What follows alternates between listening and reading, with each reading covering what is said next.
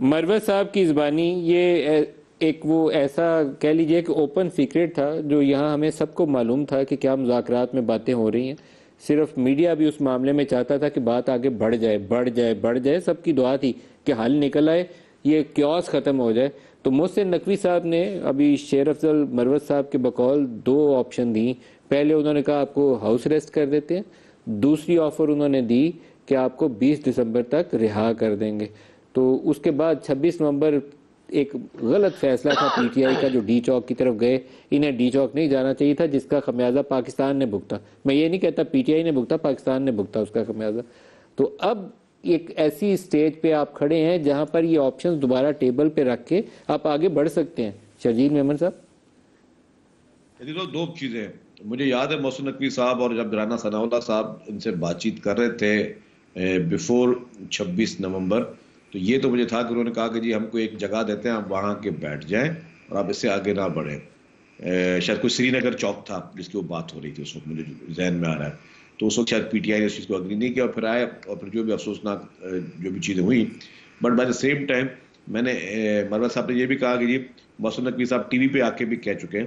تو میں نے اس کے علاوہ ٹی وی پہ کبھی یہ نہیں سنا محسن نقوی صاحب کا کہ انہوں نے کہا کہ جی ہم ان کو ہاؤس اریسٹ کرنے کی آفر دی ہے, ہم نے ان کو چھوڑنے کی آفر دی ہے, یا ہم نے ان کو آفر دیا. اب وہ جو بات یہ کر رہے ہیں, کیونکہ اس پروگرام میں محسن نقوی صاحب نہیں اور نہ ہی میں ان کا ترجمان ہوں, لیکن میں نے میڈیا میں کبھی اس طرح کی چیز نہیں سنی کہ انٹیریئر منسٹر نے یہ کہا ہو کہ جی ہم جو ہے یہ سہولیات دینے کے لیے تیار ہیں, یا فیوچر میں ہم یہ کمٹمنٹس کر رہے ہیں کہ یہ کنڈیشنل چیزیں ہوں گی.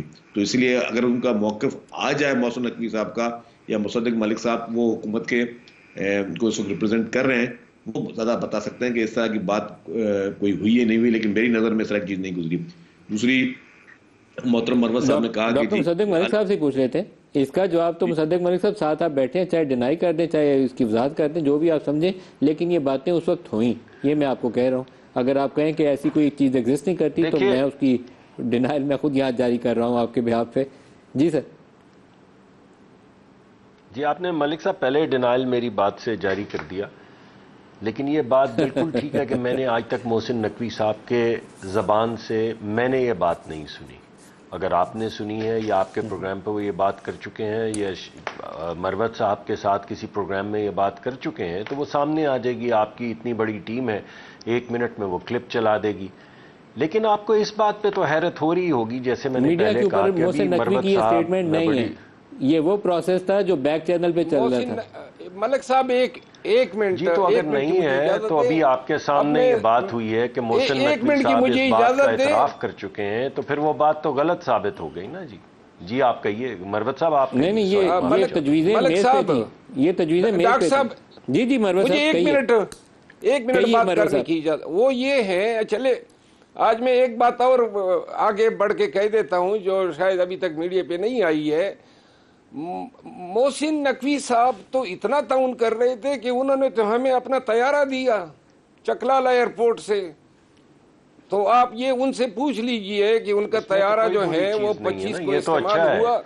مگر اس میں جی اس میں تو کوئی بری چیز نہیں. اگر آپ کو طیارہ دے رہے ہیں, آپ کو بلا رہے ہیں گفتگو کے لیے, یا آپ کے پاس خود طیارے میں چل کے آ رہے ہیں, تو اچھی چیز ہے. اور اس طیارے میں بیٹھ کے بیرسٹر ایک ہی بات پتہ چلتی ہے, اور بیرسٹر سیف, ان دونوں کو بٹھا کے بھیجا گیا. یہ بھی بتائیے نا مروت صاحب. جی اس میں بھی جی بالکل بالکل. اور یہی پیشکش جو ہے, اسی پیشکش کے تناظر میں کہ دیکھیں میں نے یہ نہیں کہا کہ محسن نقوی صاحب نے یہ افر جو ہیں انہوں نے یہ مذاکرات کا اعتراف کیا کہ جی بالکل میں نے ان کو انگیج کیا, ان کے ساتھ مذاکرات کیے, اور میں اس میں رانا ثناء اللہ صاحب میں اپنی آج بات مکمل نہیں کر پا رہا. جی ڈاکٹر مصدق صاحب اگر آپ اجازت دیں تو میں گھڑی بھر کو اپنی بات مکمل کر لوں. دیکھیے یہ تو میں سمجھتا ہوں بڑی خوشائند بات ہے کہ انہوں نے جہاز دیا, یہ بھی بڑی اچھی خوشائند بات ہے. انہوں نے مذاکرات کیے, ہم بھی روز کہتے ہیں ٹیلی ویژن پہ آ کے یہی.